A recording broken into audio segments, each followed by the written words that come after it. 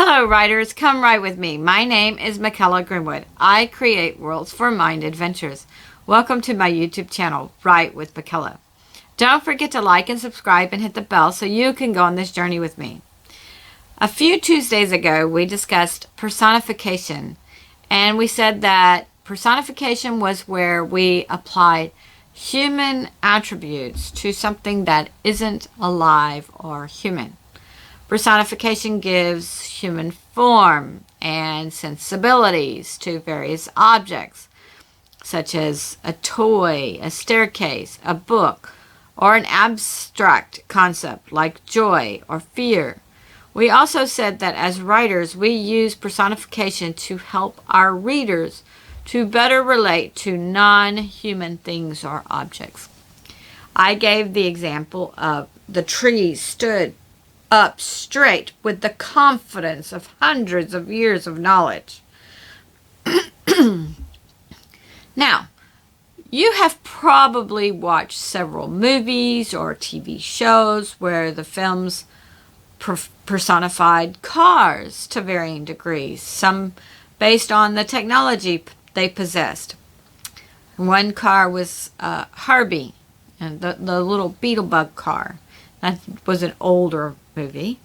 Or the car in Knight Rider, and the filmmakers really souped up that car. I think Batman's car may be personified, but that may be just remote controlled. I don't remember. Also, you have films like Short Circuit, where lightning zaps a robot and the robot came to life. Of course, in today's world with AI, many robots can seem very real. And so personification in those cases would not be hard, because the people program the robots nowadays to behave like humans. The filmmakers of Toy Story personified the toys, but that's also easier to do. Woody was a little braggedy doll, boy toy, or a wooden toy. So you could kind of see how he could talk or hear things. So that wouldn't be so hard to do than just a completely inanimate object. Maybe you've read books with personification. Many of us grew up with Goldilocks and the Three Bears, or Little Red Riding Hood. In the first story, the story personifies a family of bears. And in the second story, it personifies a wolf. Also, my husband mentioned to me Airwolf, which is a helicopter. I have not seen that TV series, so I don't know the human characteristics. But today we have a writing assignment. We're going to take an object or a plant or a pet, and we're going to write a scene where we give human characteristics to whatever we picked. It doesn't have to be a long or elaborate scene. It can be funny or serious, preferably not a humanoid robot, but something inanimate or pet. Decide on your object and write a scene where people interact with the object. Or like in Toy Story, other toys interacted with the toys. So you could write a scene and personify everything and have no people. I want you to have fun with it. It could be something ridiculous, like you go to a meeting or a seminar and a chair doesn't want anyone to sit in it, so it gets up and moves, or it belches really loudly, so no one wants to sit on it with it making those kinds of noises. Of course, that is not a scene. That is just a sentence. So if you go with that, then you need to elaborate on it, tell all the things the chair did in the meeting. Okay, here are the instructions. Pick an inanimate object or pet. Write a scene using personification. So you're giving human characteristics like eyesight, smell, hearing, taste, touch, any of your senses, or your thinking, or your talking, anything. Anything that is more human. You're going to give that to the object. You're going to write a scene using personification. Then come back and I'll read my scene.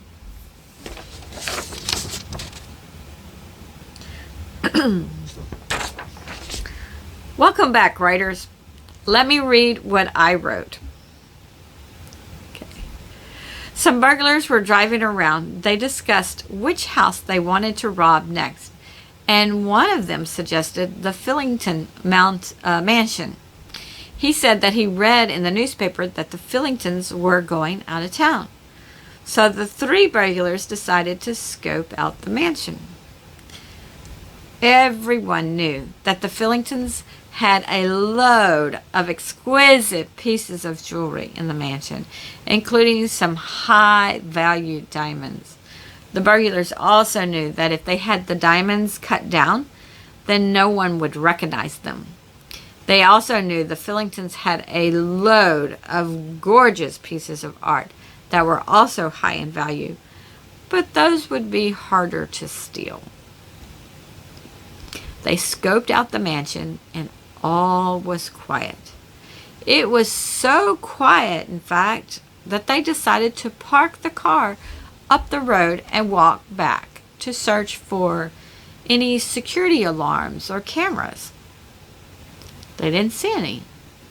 So they became emboldened and climbed to the top of the brick wall surrounding the entire property. Still, they didn't sense any security, so they proceeded. They crept up to the windows and peeked inside.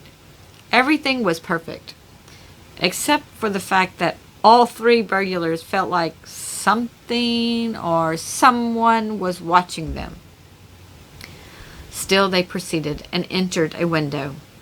After they entered, they stood frozen and listened for any sound, and they heard creaking, like someone was walking just past the closed door to the room. They glanced at each other and then crept to the door, then very slowly opened the door to peek out. But the door creaked very loudly. The burglars had their hearts in their throat, but they poked their heads out of the room and they could not see anyone down the hall. They stepped out into the hall, and all the lights came on as far as they could see. This startled them tremendously. Up ahead in the hall, they saw a door open and close. "Do you think there's a burglar? There's a ghost in the house?" whispered one burglar. "I've never heard rumors of a ghost," whispered another burglar. Then they heard an angry voice say, "Why is it that everyone always guesses a ghost first? I'm not a ghost. I'm a house." The burglars knew it was a ghost, and they were very scared. They tried to go back into the room to go out the window, but the door had shut and it stood locked. They hadn't done their research and didn't know the layout of the house, so they didn't know which way to go to exit. They argued a few minutes, and one burglar went one way and a second went another way. The third burglar squatted down where he stood, and he tried to think through things. The first burglar ran into the kitchen, where all the drawers and cabinets opened and closed. The burglar was scared that the ghost would use a knife and throw it, so he ran back the way he came. The second burglar ran into the living room, and the grandfather clock started chiming as the TV turned on. But he saw the front door, so he ran to it and tried to open it. The third burglar saw the second burglar running back to him, and the second burglar was shouting, "This house is possessed! It wants to throw knives at me! We have to get out of here!" The two of them ran the other way and came to the living room, where they saw the first burglar pulling on the locked door. "Did you try to unlock it?" asked the third burglar. The first burglar turned and looked at them. "No," he said. "Or even better," stated the house, "you could use some manners and ask me to let you out." The three burglars looked up and around. They looked at each other and shrugged themselves. The third burglar straightened up and slightly bowed. "Oh, yes. Where are my manners? We have entered here by mistake. Please show us the way out. We will not enter again." The other two looked at him. They glanced up and around. Then the front door clicked to unlock, and it swung open. The three burglars raced out of the house and back to their car. The house sighed and said, "I might get the respect I deserve one day. At least there is some hope." Okay, writers, I personified a whole house. Of course, the characters or burglars would probably swear that there was a ghost, especially with the one burglar swearing the ghost was ready to throw knives instead of the house opening and closing the drawers or cabinets. In my scene, the house seemed a little upset that no one showed it respect. If we think about this realistically, then that is a bit silly, but it is fun to write. I'm looking forward to reading your scenes, which you can send to writewithmichaela@gmail.com. The email will be posted at the end of the video. If you want me to read yours on the channel, then send written permission. I hope you enjoyed writing your scene, and I hope you are gaining ideas of things to personify in your stories. One thing I didn't mention were trees. People personify trees quite often. I think it's Tolkien personified trees in his story with the Lord of the Ring when they were on the battle, and at one point I think they were battling and it didn't seem possible to win, and all of a sudden the trees took up the battle with them. So Tolkien personified the trees. Leave a comment below on what object or pet you personified. Join me Friday for chapter 1 of Tahia, A Strange Area. Join me Tuesday for another writing prompt or some more jargon. A friend suggested influence, so I might dive into that. In between days, visit my website, www.bymichaela.com, and read some character bios. If you hit like and subscribe and the bell notification, then we will continue to write together. Thank you for joining me today. I really appreciate your participation. If you know someone who would like this video, then please share it with them. This is Michaela with Write with Michaela. Bye for now.